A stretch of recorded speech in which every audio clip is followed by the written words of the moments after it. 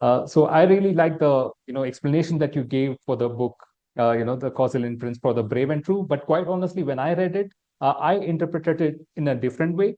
Because I'm into consulting, I often come across a lot of other vendors and also clients, wherein you will have to stick your neck out and speak the truth, right? Sometimes clients would say, hey, I invested $1 million on TikTok, I invested $1 million on TV, I want to see this variables come into the model. Why isn't it coming? And then some vendor would say that, oh, okay, I'm obliged to kind of bring these variables into the model, and I will do some kind of hanky panky and bring those model variables into the model.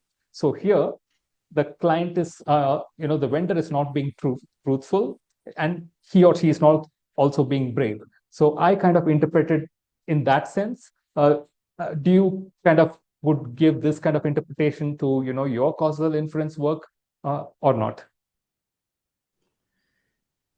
Yeah, I think that's something definitely that it is on my work and something I actually been struggling in the recent years. Like when I wrote this, causal inference was not a thing. I think it became a thing in the recent years.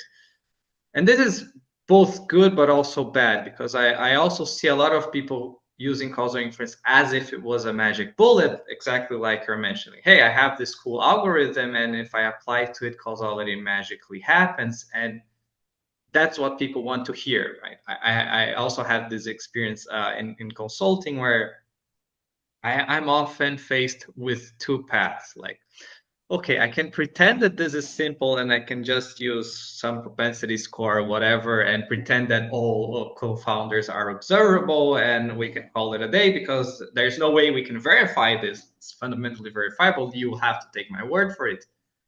Or I could go the correct way, which is to say to you, hey, this is very hard. We have to look at natural experiments. Can you please let me intervene instead of just using observational data? Is there a way that we can generate more data? So I think that was the original take on it. And I think it still is the take on the book that, okay, we have a bunch of these methods that we can apply to it. Mostly, I'm referring to methods that rely on the CIA, the unconfoundedness assumption. But we really want to go there only as a last resort. We really don't want to look at them and think of them as magic bullets, and they have to be accompanied with a lot of caveats before we use them, if we want to be honest.